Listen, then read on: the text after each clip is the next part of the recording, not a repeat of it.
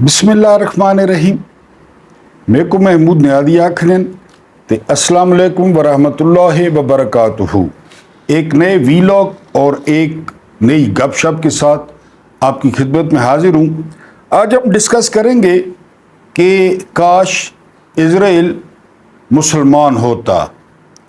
इसके पीछे क्या किस्सा है ये आपको बताऊंगा। इसके अलावा किस आर्मी चीफ ने कहा कि ये बात मान लें कि अमेरिका हमारा आका है और हम गुलाम हैं, यह आपके सामने तफसील रखनी है। इसके अलावा मौलाना फजल रहमान ने जनूबी पंजाब में खिताब किया है और उन्होंने बड़ा गर्म खिताब किया है गर्म मौसम में, उसकी थोड़ी सी तफसील आपके सामने रखूँगा। और फिर एक लिस्ट चल रही है सोशल मीडिया पे बैरियर टाउन के लेटर हेड पैड पे कि किन किन सहाफ़ियों ने मलिक रियाज से माल पकड़ा। ये तो खैर आपको पता है, मलिक रियाज जो है वो खुद इकरार कर चुके हैं सलीम साफ़ी के प्रोग्राम जरगा में कि पाकिस्तान में जो फाइलों को वो पहिए लगाने पड़ते हैं और पहियों के बगैर काम नहीं चलता। ये खाली मैं तो पाकिस्तानी नहीं हूँ, आप भी पाकिस्तानी हैं, आप भी जानते हैं कि यहाँ पे पहिए लगाने पड़ते हैं।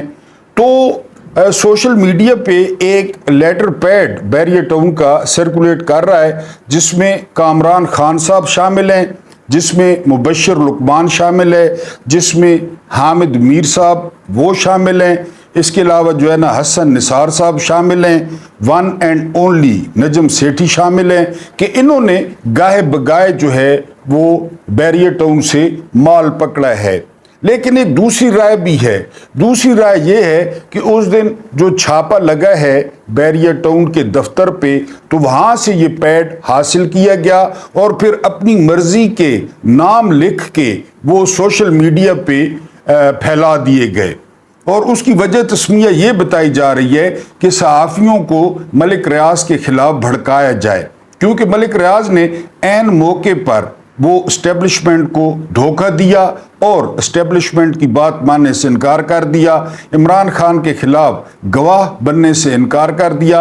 हालांकि पहले दिन से जो परसेप्शन है वो ये है कि मलिक रियाज जो है वो इस्टेब्लिशमेंट के बंदे हैं और इस्टेब्लिशमेंट इनकी हर बात मानती है और ये इस्टेब्लिशमेंट की हर बात मानते हैं। तारिक मतीन साहब कह रहे थे कि कराची का जो बैरियर टाउन है वो इतना बड़ा हो चुका है कि कराची का तीसरा हिस्सा अब बैरियर टाउन है।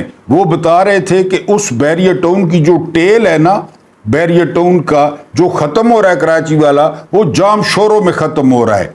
जो लोग जानते हैं ना सिंध के मैप को या सूबे को कि कहाँ पे कराची और कहाँ पे जाम शोरों, यानी उस बैरियर टाउन की टेल जाम शोरों तक जा मिली है।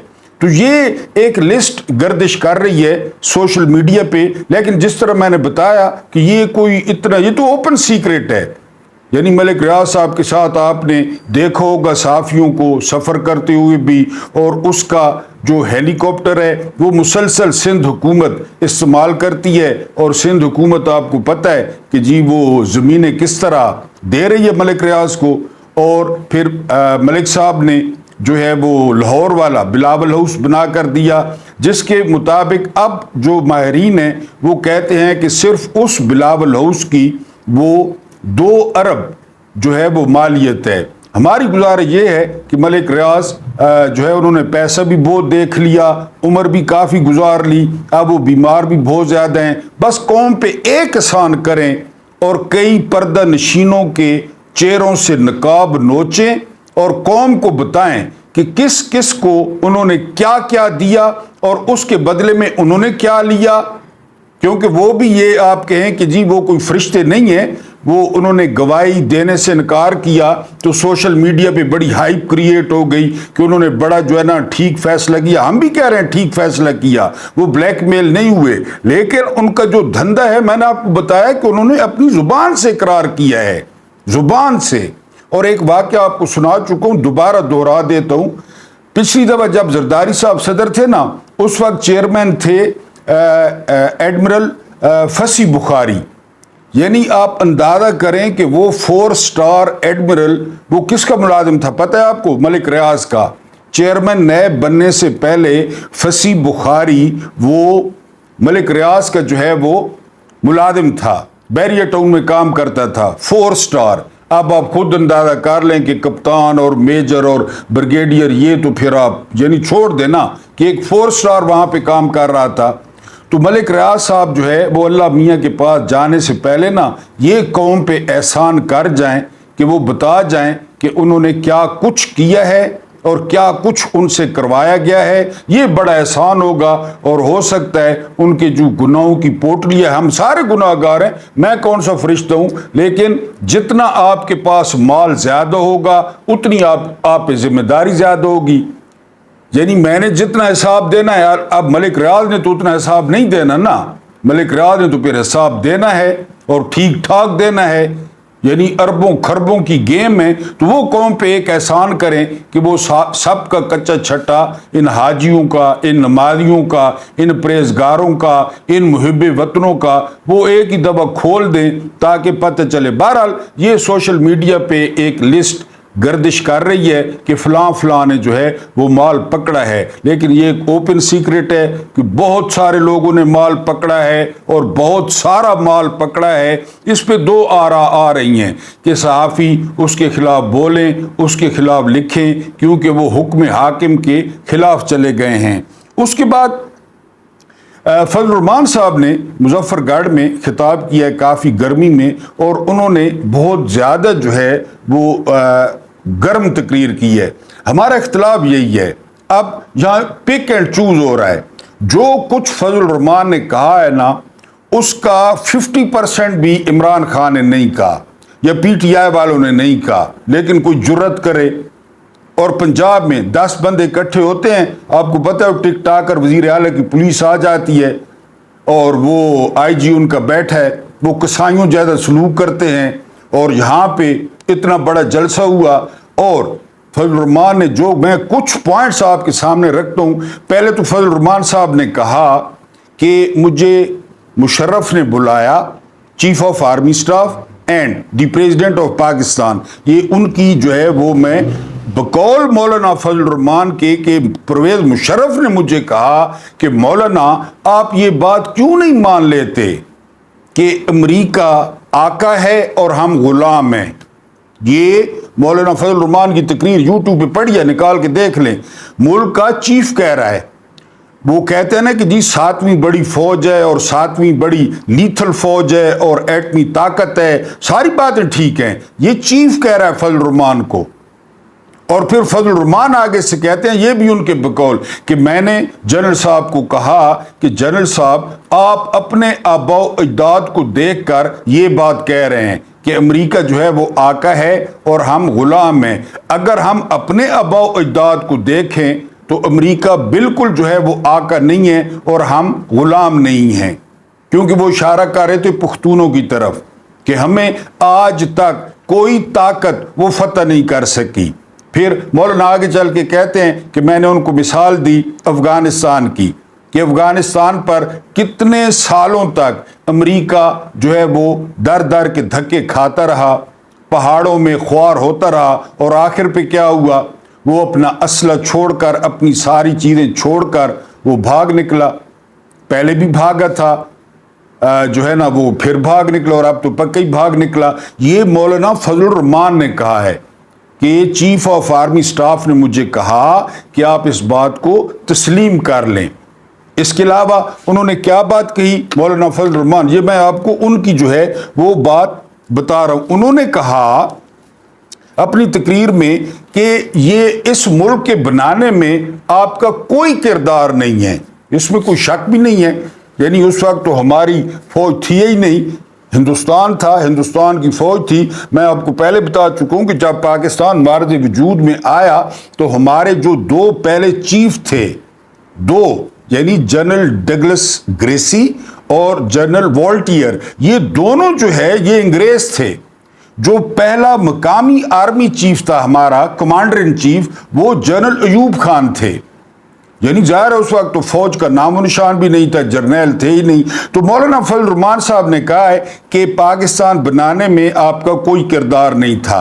आगे उन्होंने बड़ी खतरनाक बात की है, और उन्होंने बात की है कि हाँ, पाकिस्तान तोड़ने में आप लोगों का किरदार जरूर है, अब आप जरा ज़हन में लाए ना वो इमरान खान का ट्वीट, इमरान खान ने क्या ट्वीट किया कि हमीदुर्रहमान कमीशन रिपोर्ट सबको पढ़नी चाहिए। उन्होंने छोटी सी वीडियो भी लगा दी कि ये देख लें, और इसमें कोई शक कि फजल रहमान उसने मुजीबुर रहमान ने ज़्यादा सीटें नहीं ली थी, पीपल्स पार्टी दूसरे नंबर पे थी। सिंपल सी बात है, आपसे कई दफ़ा कर चुका हूँ, क्या वो कैद आदम का हामी नहीं था?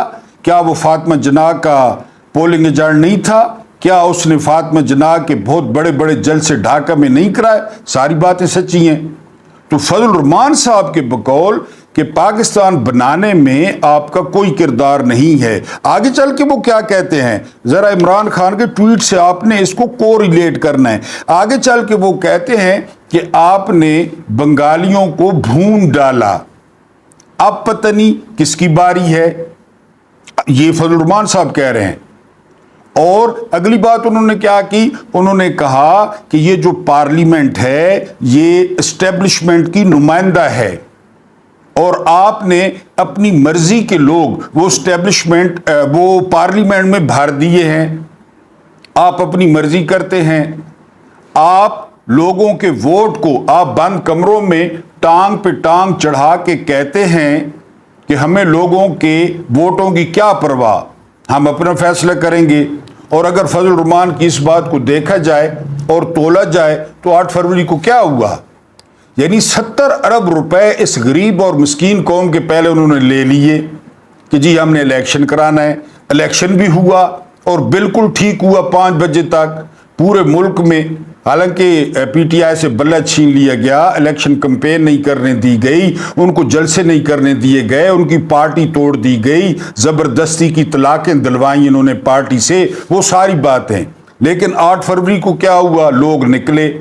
यानी पहले उन्होंने फिजा बनाई कि बहुत कम लोग निकले, क्योंकि कहा जाता है कि जितने कम लोग निकलेंगे ना, नौजवान, खवातीन और इसके अलावा जो है ना वो बुजुर्ग, तो उतना पीटीआई को नुकसान होगा।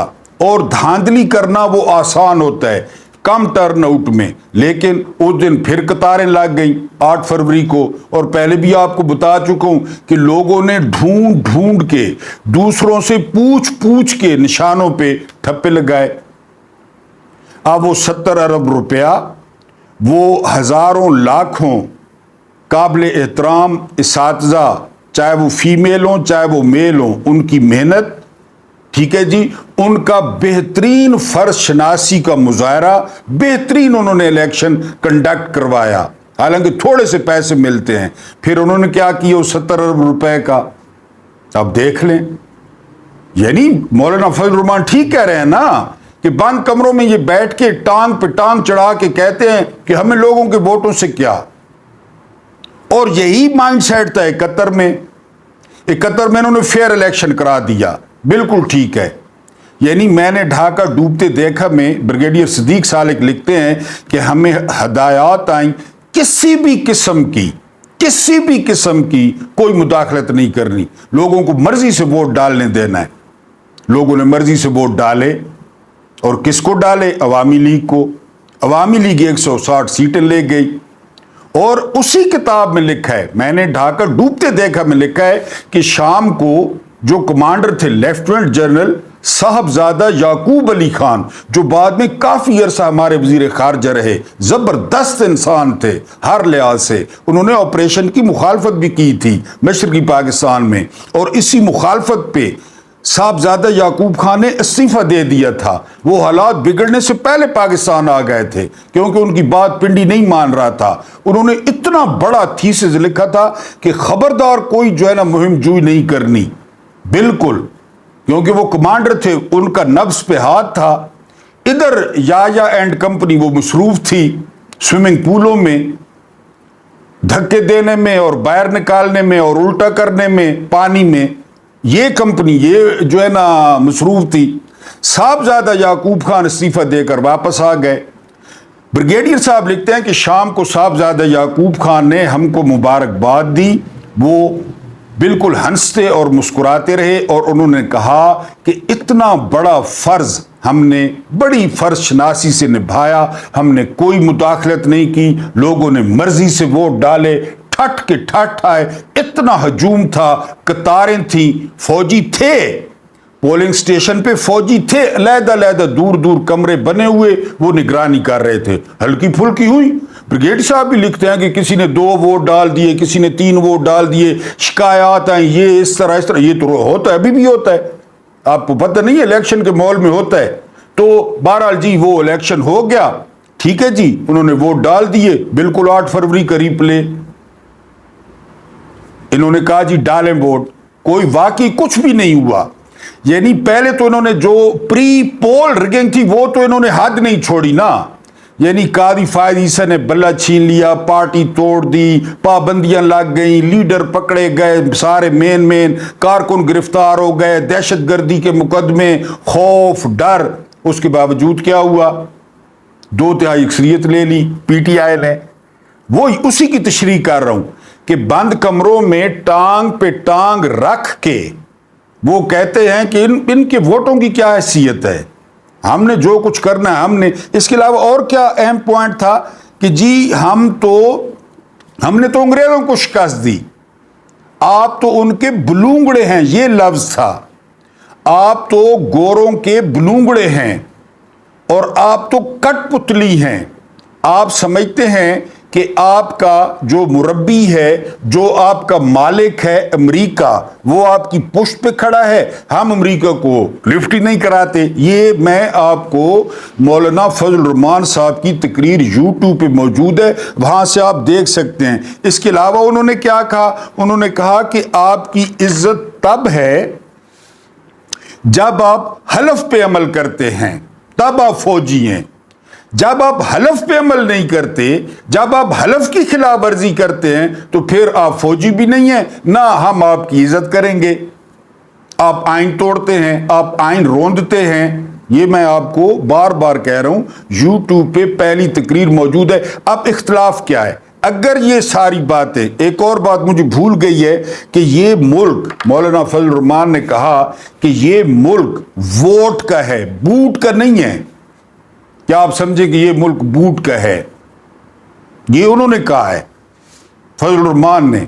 अब इख्तलाफ ये है कि इमरान खान के ट्वीट पे डिजिटल दहशतगर्दी, FIA हरकत में, मुकदमे, सारा कुछ। अब मौलाना फजल रहमान तो 10 मिनट आगे निकल गए हैं। अब रियासत क्या करेगी कि वही पढ़े लिखे और शरीफ और सफेद पोश जो पार्टी में हैं, उन्हीं के पीछे फिर जाएगी, उन्हीं के पीछे भागेगी। फिर सर एक म्यार रखें ना, यानी तराजू बराबर रखें। यानी आज रात को मौलाना फजल रहमान को गिरफ्तार हो जाना चाहिए। वहां पे जितने बैठे थे सहूलतकार, इतना बड़ा जलसा था, उनमें से 10,000 के खिलाफ जो है ना वो पर्चा काट जाना चाहिए, और ये टिक टाकर वजीर आला को मैदान में आना चाहिए। पता चले ना, रिट ऑफ द स्टेट का पता चले। ये सारी बातें उन्होंने की हैं जो मैंने बताई हैं आपको, सारी बातें मैंने की हैं। तो फिर आप एक में रखें। इसके अलावा 1-2 पॉइंट और आपको बताऊं, और वो पॉइंट ये हैं कि आपकी अयाशियों के नतीजे में, यानी अल्फाज पे गौर करें, आपकी अयाशियों के नतीजे में ये हमें आज़ादी नहीं मिली, अयाशियों के नतीजे में। और उन्होंने क्या कहा कि पाकिस्तान को आज़ादी मिली, पाकिस्तान का मतलब क्या, ला इलाहा इल्लल्लाह। ये मौलाना फजल रहमान साहब ने फरमाया कि ये बुनियाद थी, ये नारा था जिस पे ये कौम इकट्ठी हुई, और ये इस कौम ने जो है वो आज़ादी हासिल की। इसके अलावा अगली अहम बात उन्होंने क्या कही, उन्होंने कहा कि आप कहते हैं कि अफ़गानिस्तान से दहशतगर्द आते हैं। वो कहते हैं 1 मिनट के लिए मान लेते हैं, सरहदों पे ड्यूटी किसकी है, रोकना किसने है? वैलिड पॉइंट है कि उनको रोकना किसने है। हमें बता दिया जाता है ये अफ़गानिस्तान से आए हैं, ये फजल रहमान साहब कह रहे हैं। मान लेते हैं, उनको रोकना किसने है, उन दहशतगर्दों को, कि वो आए, वहां से आए, पेशावर पहुंच जाएं, लकी पहुंच जाएं, डेरे पहुंच जाएं और धमाके करके निकल जाएं। कि जी इसके अलावा उन्होंने क्या कहा, इसके अलावा उन्होंने कहा कि हम पे बिल्कुल उन जर्नैलों का एहतराम लाजमी नहीं है जो आइन के साथ खिलवाड़ करते हैं, کھلواڑ، یہ لفظ انہوں نے استعمال کیا ہے کہ جو آئین کے ساتھ کھلواڑ کرتے ہیں اور وہ جو ہے ہم ان کا احترام نہیں کرتے، ان جرنیلوں کا۔ اور اگلی اہم بات جو انہوں نے کہی کہ آپ کو سوچنا ہوگا کہ سرحد پہ رہنے والے جو پاکستان کی سرحدوں پہ رہتے ہیں وہ آپ لوگوں سے نفرت کیوں کرتے ہیں۔ یہ تقریر کا جو ہے نا میں نے خلاصہ یا متن آپ کے سامنے رکھا ہے، آپ خود اندازہ کر لیں کیسی تقریر ہے۔ دو معیار ہیں اور ساری کی ساری جو بحث ہے نا، حاصل بحث یہ ہے کہ سیاست سے کنارہ کش ہو جانا، بس کہ ہمیں کیا، اور جنہوں نے مینڈیٹ لیا ان کو واپس کرنا۔ آپ مینڈیٹ واپس نہیں کرتے نا کہ جی صبح کی ہوگی، کیونکہ آپ کو پتہ ہے یہاں انائیں ملک سے بڑی ہیں، یہاں میں ملک سے بڑی ہے، پھر آپ اس طرح کریں، آپ الیکشن ریکال کر دیں۔ ایک بڑا مشہور و معروف ملک ہے ارجنٹائن، لیون میسی، ڈیگو میراڈونا، ابھی قطر میں ورلڈ کپ بھی جیتا ارجنٹائن نے۔ ارجنٹائن کے ملک میں 10 دنوں میں 5 صدر تبدیل ہوئے ہیں، 5 صدر۔ اتنا بڑا ملک ہے اور مضبوط ملک ہے، زبردست ملک ہے ہر لحاظ سے۔ مجھے سن یاد نہیں ہے، اگر آپ نے مجھے کمنٹس میں یاد کرایا نا سن کہ جی وہ آپ نے بتانا ہے تو میں انشاءاللہ آپ کو سن بتا دوں گا۔ بہرحال 10 دنوں میں 5 صدروں نے استعفیٰ دیا، 5 صدروں نے۔ کیا ہوا ارجنٹائن کو؟ آپ روزانہ جاپان میں نہیں دیکھتے وزیر اعظم چینج ہو جاتا ہے، کیا ہوتا ہے؟ یہی تو پروسیس ہے، یہی پروسیس ہے، لوگوں کی مرضی ہے، لوگوں کا ملک ہے، بس لوگ اچھا فیصلہ کریں ٹھیک ہے، لوگوں کے لیے اچھائی ہوگی، لوگ برا فیصلہ، ہاں یہ ہے کہ لوگ فیصلے ہی نہ کریں اور ان پہ مسلط کر دی جائیں کٹ پتلیاں۔ فیصل واڈا کسی پارٹی کا نہیں ہے، محسن نقوی کسی پارٹی کا نہیں ہے، انوار الحق کسی پارٹی، کاکڑ کسی پارٹی کا نہیں ہے، مسلط ہو گئے۔ وہ اورنگزیب وزیر خزانہ، وہ پتہ ہی نہیں ہے وہ کون ہے، وہ وزیر خزانہ بن گیا ہے۔ مسلط کرنا تو پھر ظاہر ہے زیادتی ہے، پھر تو سیدھی بات ہے کہ یہاں بوٹ چلے گا، یہاں پہ ووٹ نہیں چلے گا۔ اور 8 فروری کو بوٹ چلا، ووٹ نہیں چلا۔ اگر ووٹ چلتا تو خان صاحب کی 2/3 اکثریت تھی، اگر ووٹ چلتا تو سوال یہ ہے کہ وہ 70 ارب روپے کدھر گیا، وہ انتظامات کدھر گئے، وہ پورے دن کی ایکسرسائز کدھر گئی، وہ جو لوگ باہر سے ووٹ ڈالنے ہیں وہ، یعنی کچھ تو بندہ، یعنی میں نے کل بھی بتایا تھا کہ جو ریاستیں ہیں، جو قانون ہے، جو چاہے فوج ہے، اس کی جو بنیاد ہے نا وہ اخلاق ہوتی ہے۔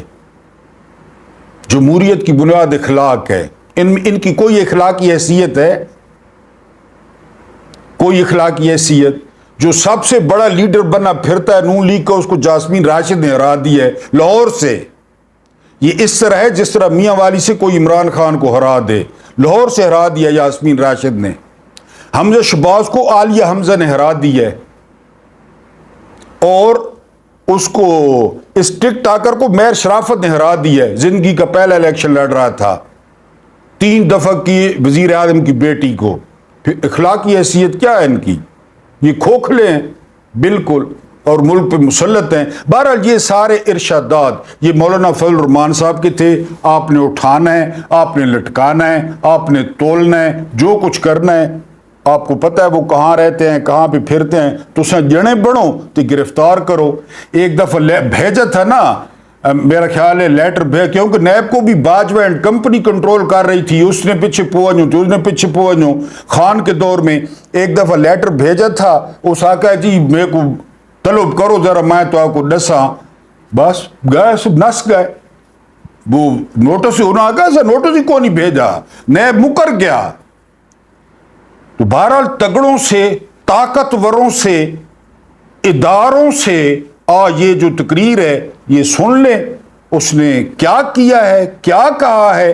ہاں فضل الرحمان یہ میری ذاتی رائے ہے کہ انہوں نے پتہ کو نہیں، کل کو کوئی سونا عہدہ، کوئی سونی کرسی، کوئی گورنرشپ، کوئی سپیکرشپ، کوئی شپ، یعنی وہ اگر مل گئی ٹیٹ فیٹ تو فضل الرحمان نہ پتہ کون، یہ نہ کو بھائی فضل الرحمان چی گویرا بن گیا ہے یا انقلابی بن گیا ہے یا وہ جڑا ہے نا جی کوئی نہ، ایسی گل کونی، ایڈی ساگو خوش فہمی کونی، کیونکہ انہوں نے گلہ یہ ہے، فضل الرحمان صاحب نے گلہ یہ ہے کہ جڑے لوٹی لگی کھلی آئی، جڑے لوٹ مار تھی نہیں پی آئی، غنیمت نہ مال ونڈی نہ پی آئی، میں کو اپنے جسے نے مطابق حصہ کیوں نہیں ملا؟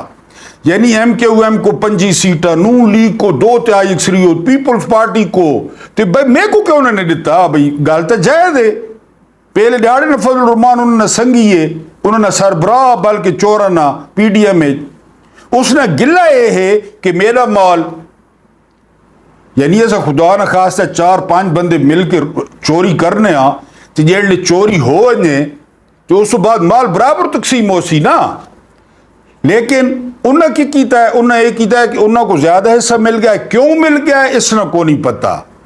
فضل الرحمان صاحب کو کوشش نہیں ملی، فضل الرحمان صاحب فوراً انقلابی بن گئے، اور انہوں کو یہی پتہ لگ گیا کہ اسٹیبلشمنٹ بالکل بڑی اس وقت جڑا ہے نا جی وہ ہاٹ واٹر سے چاہے وہ بھائی بہت سارے محاذ کھولے ہوئے، معیشت نہ حکومت نہ یہ وہ، تو یہ بھی ذہن میں رکھیں کہ وہ چی گویرا نہیں بنے۔ کل کو اگر یہ بھی میں آپ کو تقریر بتا رہا ہوں، رات کو کوئی سیٹنگ سوٹنگ تھی ہے تے کوئی شاید ملنے تو ہو سکنا ہے، بس سارا کچھ بہرحال انہوں نے یہ باتیں کہہ دی ہیں، یہ ریکارڈ پہ آ گئی ہیں، کہیں گرفتار کرنا ہے، دہشت گردی نہ مقدمہ کرنا ہے، جڑے بنو تو بن کے گرفتار کرو تو دہشت گردی نہ مقدمہ بناؤ تاکہ تو کوئی پتہ لگے تو سائن دے عورتاں تے تشریفاں تے چورو سنم جاوید چورو ختیجہ شاہ وال کے نائی تے آنے ہو، ذرا انہوں نے نیڑے لگو نا، یہ ٹک ٹاکر ہی نیڑے لگے جو ٹک ٹاکر کو ڈسین، اور یہ سارے جڑے طاقتور حضرات ہیں، اور میں نے آپ کو بتایا ہے کہ جی یہ بات مان لینا، چیف کہہ رہا ہے کہ امریکہ آقا ہے۔ میں نے آپ کو کولن پاول کا بتایا تھا، وزیر خارجہ تھا، ویسے صاحب کا جرنیل تھا، chairman joint chief of staff committee تھا جنرل کولن پاول، بعد میں اس کو وزیر خارجہ بنایا گیا۔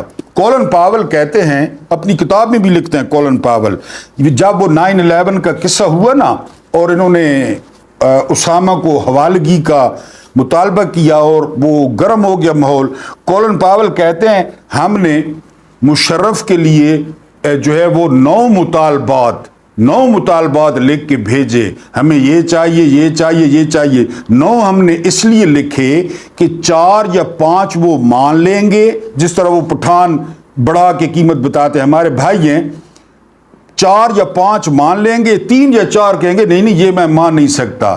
کولن پاول کتاب میں لکھتے ہیں کہ ہماری حیرت کی انتہا نہ رہی جب 9 کے 9 مطالبوں پہ مشرف نے سائن کر دی کہ ٹھیک ہے، اڈے ہی گھنو جو مرضی کرنا نے کرو میرے کو کچھ نہ رکھو، میں اٹینشن۔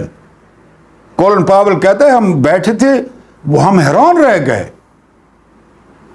کہ ہم نے 9 مطالبے اس لیے لکھے تھے، پتنی آپ بات سمجھ رہے ہیں کہ نہیں، کہ 3-4 مان لے گا صدر، باقی کہے گا نہیں جی نہیں ہم یہ نہیں مانتے، تو پھر عمران کا ایبسولوٹلی ناٹ ان کو کیسا لگتا؟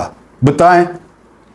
انہوں نے 9 مطالبے لکھے کہ 5 مان لے گا یا 4 مان لے گا، بقایا مسترد کر دے گا، مشرف سارے مان گئے تھے، تو ایبسولوٹلی ناٹ ان کے کانوں کو کیسے لگتا؟ ہم کوئی غلام ہیں، کیسا لگتا ان کو؟ بتائیں۔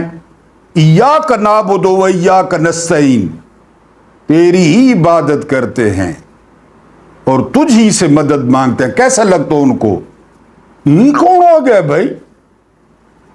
تو یہ فضل الرحمان صاحب نے آج کہا ہے، میں نے پہلے بتایا ہے جو کچھ کرنا ہے فضل الرحمان صاحب کے ساتھ کرنا ہے، ظاہر ہے تسا ڈاڑھے لوگ ہو، اور چیف نے یہ کہہ دیا تھا بقول فضل الرحمان کہ آپ لوگ مان لیں پاکستانی کہ امریکہ آقا ہے اور ہم غلام ہیں۔ اب اسرائیل کاش مسلمان ہوتا، اب آپ اس پہ حیران ہوں گے، میں آپ کی حیرانگی دور کر دیتا ہوں کیونکہ میرا کام یہی ہے آپ کے ساتھ نئی نئی چیزیں شیئر کرنا، آپ کو ویلیو دینا اور آپ کے ساتھ جو ہے وہ گپ شپ کرنا۔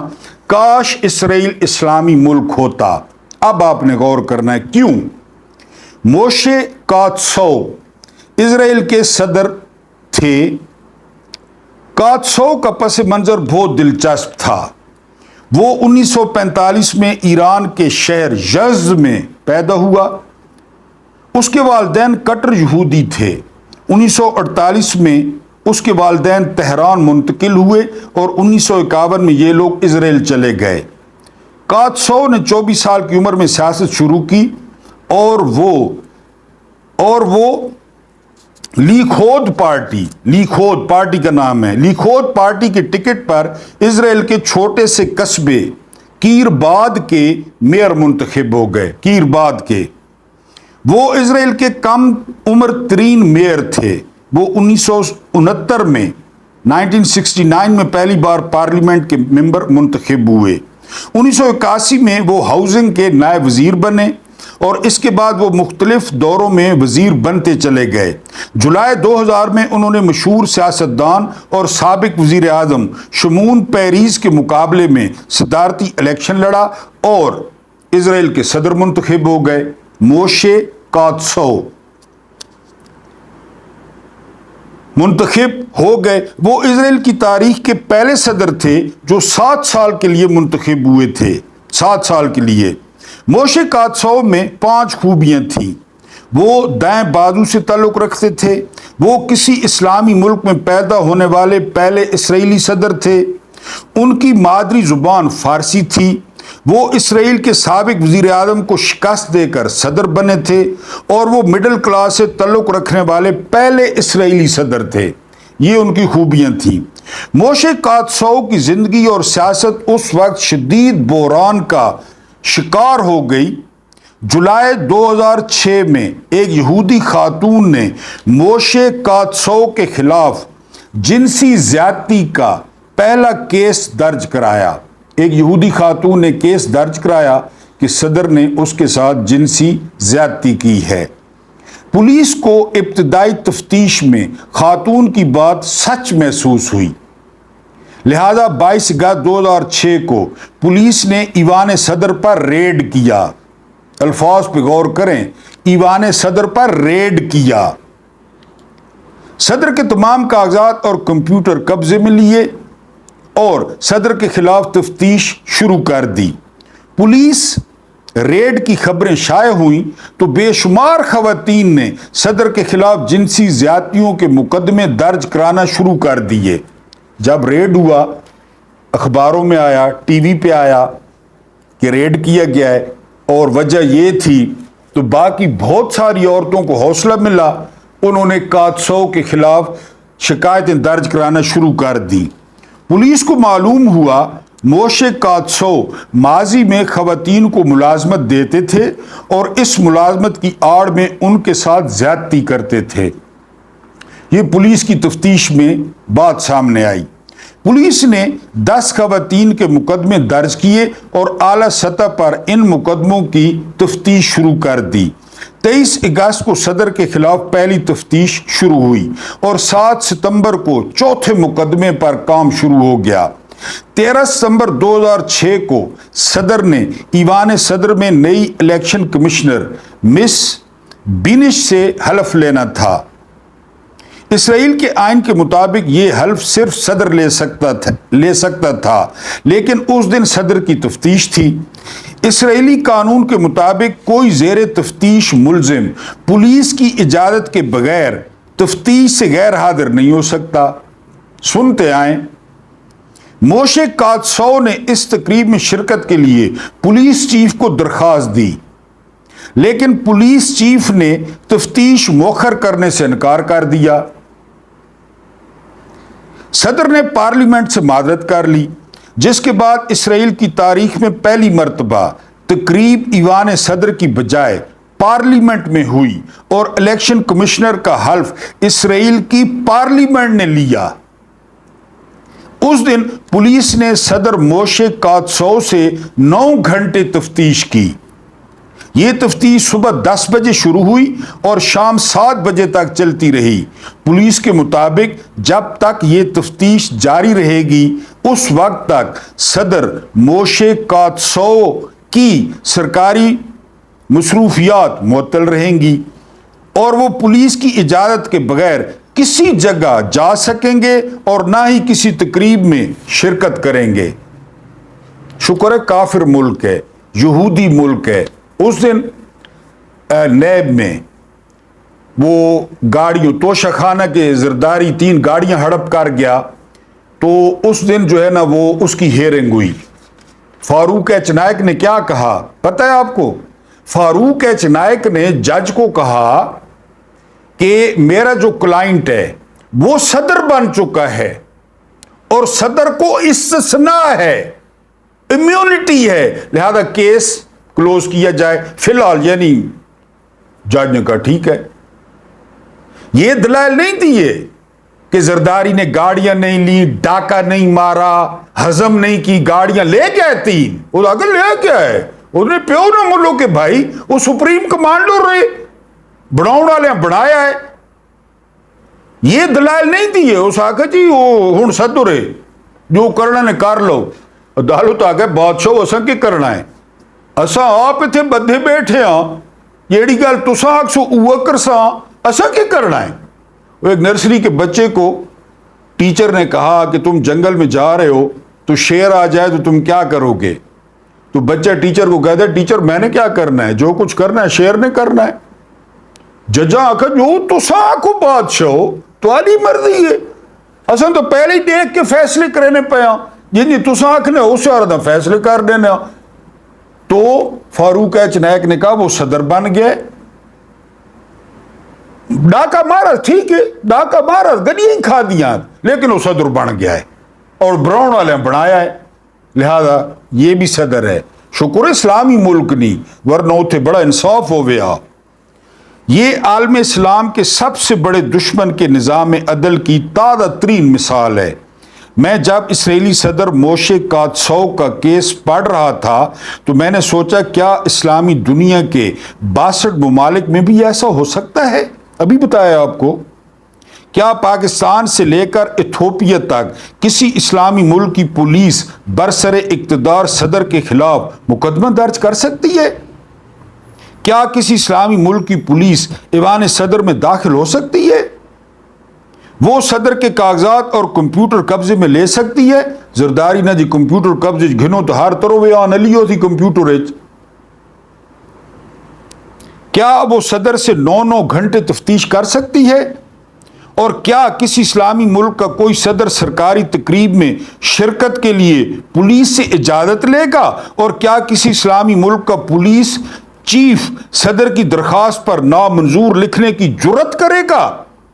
میرا جواب انکار تھا۔ میرا خیال ہے اگر یہ سوال آپ سے بھی پوچھا جائے تو آپ بھی انکار میں سر ہلا دیں گے۔ میں آپ سے پوچھ رہا ہوں، آپ کمنٹس میں لکھ دیں، آپ کا یہ انکار بنیادی طور پر ترقی، عروج اور عزت کا لفظ آغاز ہے، یہ نہیں آگے چل کر قوموں کا عروج و زوال طے کرتا ہے۔ یہ نہیں جو آپ لکھیں گے کہ نہیں، یہ آگے چل کر قوموں کا عروج و زوال طے کرتا ہے۔ میرے بے شمار قائرین کے لیے یہ بات نہیں ہوگی کہ اسرائیل نے انصاف اور عدل کا یہ نظام اسلام سے لیا تھا۔ ظاہر ہے آج سے 1400 سال پہلے یہودیوں اور مسلمانوں کے نظام عدل میں بڑا فرق تھا۔ یہودی دنیا کی پہلی قوم تھی جس میں بالائی اور زیریں طبقہ پایا جاتا تھا۔ ان کا بالائی طبقہ قانون کی گرفت سے آزاد سمجھا جاتا تھا، جبکہ زیریں طبقوں پر پورا قانون نافذ کر دیا جاتا تھا۔ آپ نے سیرت کی کتابوں میں بنو مخزوم کی ایک خاتون فاطمہ کا واقعہ پڑھا ہوگا۔ اس خاتون کو نبی اکرم صلی اللہ علیہ وآلہ وسلم نے ہاتھ کاٹنے کی سزا دی تھی اور بعض صحابہ کرام نے اس کی سفارش کی تھی، جس پر نبی اکرم صلی اللہ علیہ وآلہ وسلم نے بڑے تاریخی الفاظ فرمائے تھے۔ آپ نے فرمایا تھا، عمران خان بار بار کہتے تھے، تم سے پہلی قومیں اس لیے برباد ہو گئیں کہ جب ان کا کوئی معزز شخص جرم کرتا تھا تو اسے چھوڑ دیا جاتا تھا، لیکن جب کسی عام شخص سے جرم سرزد ہو جاتا تھا تو اس کو سزا دے دی جاتی تھی۔ آپ نے فرمایا، خدا کی قسم اگر یہ فاطمہ بنت محمد صلی اللہ علیہ وآلہ وسلم ہوتی تو بھی میں اسے یہی سزا دیتا۔ اس واقعے میں نبی اکرم صلی اللہ علیہ وآلہ وسلم کا اشارہ یہودیوں کی طرف تھا، کیونکہ اس زمانے کے یہودی بالائی طبقے کے مجرموں کو چھوڑ دیا کرتے تھے، جبکہ اس کے مقابلے میں اسلام دنیا کا پہلا مذہب تھا جس نے عدل اجتماعی کی بنیاد رکھی، جس میں قاضی کی عدالت میں پہنچ کر خلیفہ اور سوالی ایک ہو جاتے تھے۔ بڑا مشہور واقعہ ہے، حضرت عمر رضی اللہ تعالی عنہ وسلام کے دسترخوان پر حضرت علی علیہ السلام کھانا تناول فرما رہے تھے۔ ایک یہودی نے آ کر عرض کیا، حضرت علی میرے ملزم ہیں۔ حضرت عمر نے حضرت علی کو اپنے دسترخوان سے اٹھا کر سائل کے ساتھ کھڑا کر دیا، اور حضرت عمر رضی اللہ تعالی عنہ کا واقعہ جس میں انہوں نے اپنے بیٹے کو زنا کے جرم میں اپنے ہاتھوں سے کوڑے مارے تھے، یہ واقعہ اس وقت دنیا کی قانون کی تمام کتابوں میں درج ہے۔ خلفائے راشدین کے دور میں تمام خلفاء کئی بار قاضیوں کے سامنے پیش ہوئے اور اسلامی عدل کے نظام سے گزرے، لہذا یہ اسلام تھا جس نے احتساب اور انصاف کا ایک ایسا نظام تشکیل دیا جس میں ایک عام بدو کھڑا ہو کر خلیفہ سے دوسری چادر کا حساب مانگ لیتا تھا، اور جس میں گورا اور کالا، عربی اور اجمی، چھوٹا اور بڑا سب برابر تھے۔ آنے والے ادوار میں دنیا کی ہر اس قوم نے اسلام کے ایک نظام کو اپنے لیے مشل راہ بنا لیا، جو ترقی کرنا چاہتی تھی، جو اقوام عالم میں آگے بڑھنا چاہتی تھی۔ آپ دلچسپ بات ملاحظہ کیجئے، دنیا کی جس قوم نے اسلام کے عدل سے استفادہ کیا وہ چند برسوں میں سپر پاور بن گئی۔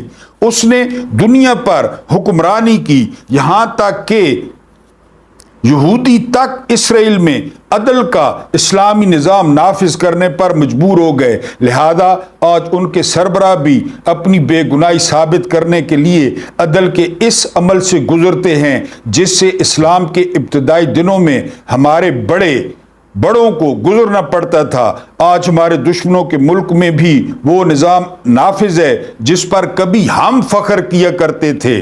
میں نے جب قادسو کا کیس پڑھا تو میرے دل سے آہ نکلی، اور میں نے اپنے آپ سے کہا کاش یہ واقعہ کسی اسلامی ملک میں پیش آیا ہوتا، کاش موشے قادسو کی جگہ کسی اسلامی ملک کا صدر ہوتا تو آج ہم بھی دنیا کی ترقی یافتہ قوم ہوتے، آج ہم بھی عزت اور وقار کے ساتھ زندگی گزار رہے ہوتے، اور آج ہمیں اور مٹیج جیسے لوگوں سے بچنے کے لیے باجوڑ میں اپنے بچے قتل نہ کرنے پڑتے۔ میں نے سوچا کاش موشے قادسو مسلمان صدر ہوتا، کاش اسرائیل اسلامی ملک ہوتا۔ شرم مگر تم کو نہیں آتی، یہ اسرائیل کے صدر کا حال ہے، اور انہوں نے یہ نظام کہاں سے لیا؟ یہ نظام انہوں نے اسلام سے لیا، خلفائے راشدین سے لیا۔ یہاں پہ ایک صحافی تھے جو ہے وہ مجھے اب نام ذہن میں نہیں آ رہا، تو انہوں نے بتایا کہ باجوہ کے پاس 12 ارب ڈالرز ہیں یا 12 ارب روپے ہیں، واٹس ایور 12 ارب پکے ہیں، وہ ملک بدر ہو گیا۔ یہ نہیں کہ کہاں سے آئے یہ جھمکے، کس نے دیے یہ جھمکے، کیوں دیے یہ جھمکے، وہ صحافی جیڑا نے دیو ملک بدر ہو گیا۔ اللہ پاک تو کو آسانیاں عطا فرماوے تے آسانیاں ونڈونی توفیق عطا فرماوے۔ اللہ پاک تواڈی روزیاں نے وچے تے تواڈے دسترخانہ نے وچے وسعت عطا فرماوے۔ میں کو برداشت کرنا بہت شکریہ۔